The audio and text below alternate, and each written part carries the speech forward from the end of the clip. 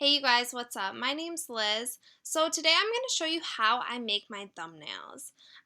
It's completely free, you guys, and that's the whole point about it is like we are trying to grow our businesses as least expensive as possible. So here are just a few quick images of my current thumbnails that I have. Some are better than others. The only thing that costs money is a phone. I am just using my iPhone 8 right now.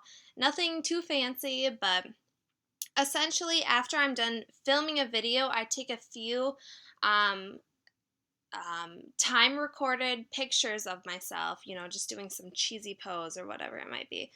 But I'll show you how I do that. So I use PhotoScapeX, which is an amazing tool.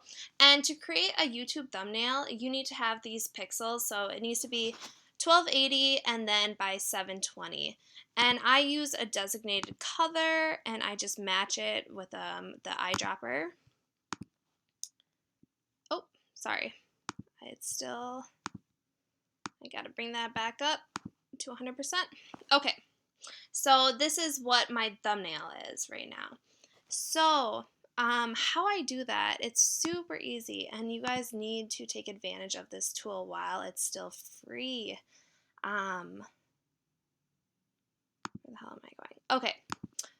Photo Scissors. Photoscissors.com. So you just upload an image and it pretty much vectorizes any image that you want to upload. And I don't think I have any. So I'm just going to use an existing picture just to give you guys a gist of it, but you will pretty much just use a blank picture of yourself that you took on your camera. So this one's already pretty vectored. So all you have to do is you just need to trace around your body like so, and then remove anything that you don't want on it. Pretty easy, right? So once you've done that, okay, then you save. And it's going to say download as low resolution. That's completely fine. I feel like the resolution is absolutely okay for the image that's going on to YouTube's search engine. You don't notice a difference in resolution. So, yep, just download as low resolution. This is also completely free. It's called photoscissors.com. Definitely check it out and definitely bookmark it because it is a lifesaver when it comes to vectoring your photos. And vectoring your photos just means taking out the background. So, like you see, it's just me, myself, and I. Okay, then we go back to Photoscape. And so I just downloaded that one right here. Boom. Oh wait, don't drop it in until after you hit insert. That is always my biggest pet peeve about this. You have to hit insert and then you can insert it. Otherwise, if you don't hit insert, it will just drop it over and completely wipe out your background. So you need to work within the inserted region of PhotoScapeX. So I'm just going to make this bigger. Okay.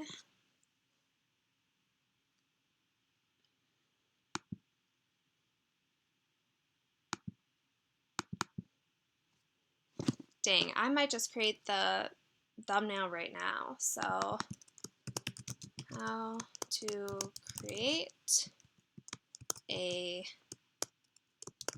thumbnail for free. The only thing I do not like about PhotoScapeX, and if anyone knows how to do this a better way, it doesn't stay to scale. So when I mean stay to scale, like if you wanted just this box and all of your text to move down anytime it would go outside the box, it doesn't do that. It just keeps getting wider and wider. That's the only thing I don't like. So you have to add your own tabs and everything like that. But like at the end of the day, it's not that big of a deal. So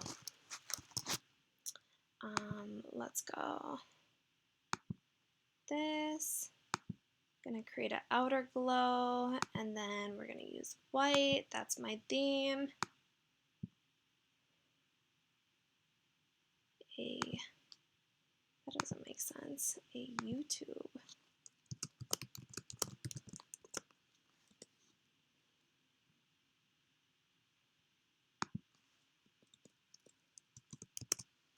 See, this is the only thing I don't like about it, is you have to play with it so much to just get the font right.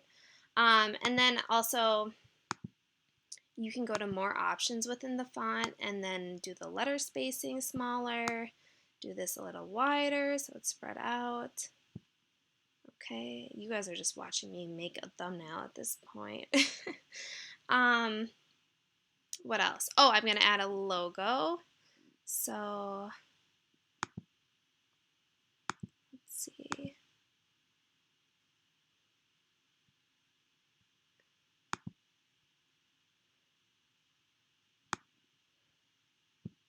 If you haven't already, watch my free vector image tutorial. It's super easy to use, but that reminds me I'll have to make a separate vector because you can't see the arrows within this one. So hold on, let me just go to an old one. Okay, here's an old guy. And I'm sure you guys have worked with layers before. If you haven't, it just means how your pictures overlay on top of each other. So you can see that this image is covering up my thumb a little bit. You just want to drag it to the bottom. And then look, my thumb is back. Well, half of it because I didn't do a great job at editing it. But let's go back to editing this picture. I like to add a little bit of like a shadow, I guess, because Photo Scissors is not a great vector image software, but it does the trick and it's free. So what I do to kind of counteract the choppiness is I will add a drop shadow, and I usually just do white. That's kind of been my theme. And then I'm going to duplicate this image by just hitting duplicate, lay it right over top, and then I'm going to drag that angle to the other side so I look like an angel. Let me make this a little bit bigger so everyone can see. Okay.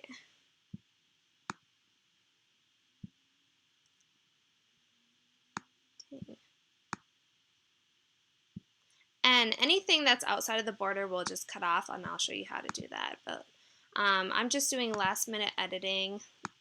You want to make your any text that you have on your thumbnail as big as possible, just so everyone can see it. You only have a small amount of space to actually market your video, so make it as big as possible.